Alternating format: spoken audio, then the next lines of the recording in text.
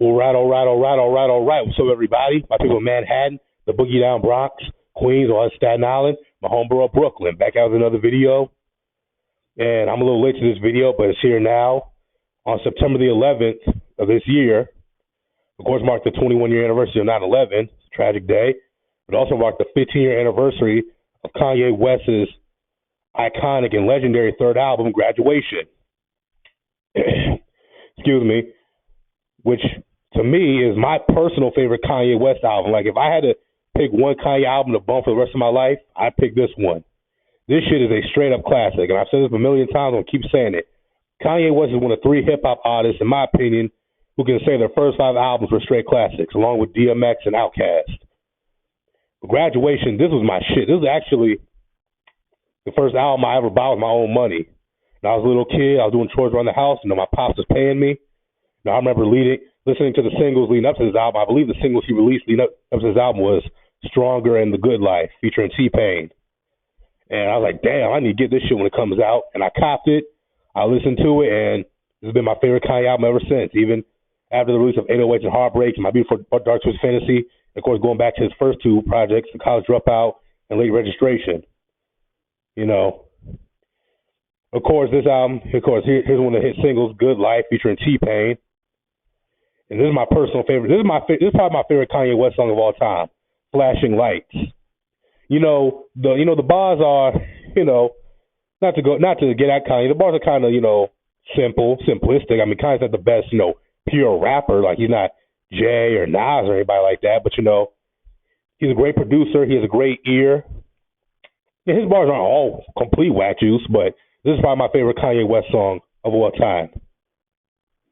And, of course, there's a video for the song Stronger, which he sampled Daft Punk. He had some help from Timbaland on this song. But, like I said, this album, Kanye West at his prime, like, how many people really understand how great Kanye was in his prime?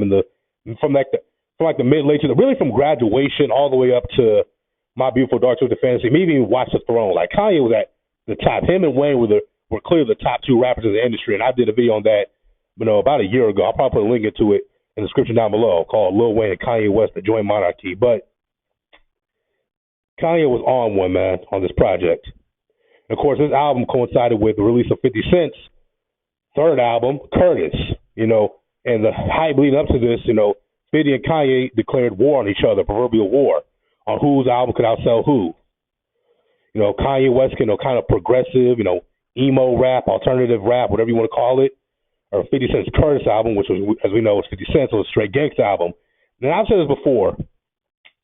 Kanye West, damn near by himself, killed gangsta rap. I mean, from the time NWA got popping to like the early mid-2000s, you almost had to be a gangsta rapper to get on. I mean, you've had a few guys, Outkast and, a couple other rappers who got mainstream without being gangsters, but most guys had to conform. Like, even Nas. Like, Nas is Illmatic, he had some, I call street conscious music. It was when he jumped right on the mafioso train. Like, I mean, of course, you had other guys, A Tribe Called Quest and a lot of people, but to get popping back from like the late '80s to early mid-2000s, you had to be a gangster rapper almost. You had to have a gangster persona, and Kanye just he really deaded that shit damn near by himself. Of course, there's these two on the cover of Rolling Stone. And mind you, 50 Cent was kind of at the peak of his power. 50 Cent was at the end of his prime. 50 Cent, with all due respect, I love 50 Cent, but his prime was kind of short. I mean, look, don't get it twisted. Curtis was a great project, but 50's prime was short. And the reason it was so short because when 50 dropped Get Rich or Die Trying, he was 28 years old. 28 in rap years, that's kind of old. And most guys who come in the game or who get popping that late, they normally don't last long. They normally don't last, and they normally burn out quick. Look at a DMX and even Eminem. He had to take a break and come back. Jay-Z had to take a break and come back. You know what I'm saying? But excuse me, but of course, Kanye West's Graduation ended up outselling 50 Cent's Curtis by a wide margin. Now, here's an article I found on the album's legacy. West is among the most critically acclaimed artists of the 21st century. He absolutely is. Earning praise from music critics, fans, industry peers, and wider cultural figures for his work. John Carmanica, I believe, of the New York Times said that West has had a bombastic figure West has been a bombastic figure who can count rankling two presidents among his achievements. Neeson elaborates he is talented enough that he has made the calculation that you can dislike him as you will still listen to his music. Ed Letcham from Pop Matters said West's melding of multiple genres in the hip-hop fold is a complex that challenges the dominant white notions of what constitutes true art music. Yeah, like I said, alternative rap, emo rap, progressive rap, Of course, the song Stronger he sampled Daft Punk, which is kind of like a electro groove. I don't know. I don't listen to them like that, so I can't say. But, yeah, Kanye, he always has had a history of melding different styles.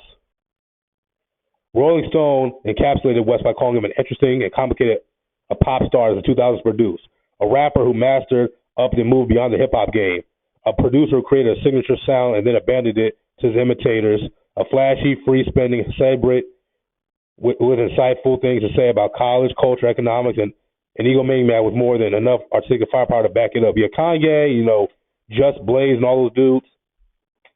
For all you who don't know, Rockefeller, back in the late 90s, early 2000s, they were known for their what was called chipmunk soul.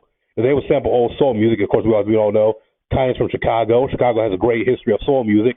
They would sample old soul music, chop it up, make it high-pitched voices, as chipmunk, and make hit records off that. Get Jay-Z or Song Cry or Down and Out by Cameron featuring Kanye West. But that was the Rockefeller sound in the late 90s, early 2000s. So that's the sound the guy's referring to. All music editor Jason Bertsheimer writes of his impact. As his career progressed throughout the early 21st century, West shattered certain stereotypes about rappers, becoming a superstar on his own terms without adapting his appearance, his rhetoric, or his music to fit any one musical mold. Absolutely. He didn't conform to the gangster rap bullshit. Kanye, like I said, damn near killed gangster rap by himself. Here's another article I found. Here's another clip from this article. Rolling Stone credited West with transforming hip-hop's mainstream, establishing a style of introspective yet glossy rap with high nobility. Said his first three albums are triumvirate of uber successful records, cemented his role as a progressive rap. West also has been credited with commercial decline of gangster rap that once dominated mainstream rap. Absolutely, Kanye West damn near killed gangster rap by himself. Eric Nielsen, the University of Richmond professor who teaches courses on hip-hop culture, opines that West is a mediocre rapper but an extraordinary producer. Yeah, Kanye's above average. I'll say above average, but But yeah, like I said, an out-of-this-world producer. Nielsen states that he will take a concept to an extreme and flesh it out and explore in some sort of depth. With a broad electric range of sounds that he draws on that has opened up a new possibilities for artists who came after him. He's talking about guys like Drake and Travis Scott and Kid Cudi. See right here, according to Ben Dendrick of XXL Magazine, West effectively led a new wave of artists, including Kid Cudi, Wale, Lupe Fiasco, Kids in the Hall, and Drake, who lacked the interest and ability to craft lyrical narratives about gunplay or drug dealing. Yeah, Travis Scott. And all. I mean, there's really not that many gangster rappers anymore. All these dudes, all the rappers are, singing on their records and auto-tune, using auto-tune, all that shit. I mean, of course, some of them still rap about that gangster shit, but, most of these niggas rap about their feelings and their emotions. And, I heard Slim Thug say this. Slim Thug said, back in the day, in the 90s, dudes were rapping about how bitches ain't shit and how all the gangster shit, and women were rapping about their feelings. People like Lauryn Hill and whatever. Now it's flipped. Now the women are rapping about how men ain't shit, and dudes are rapping about their feelings. Because they've masculinized, women, and they feminized men. Rosie Swatch of the Guardian deemed the sales competition a historical moment in hip-hop because of highly diverging facets of hip-hop in the last decade.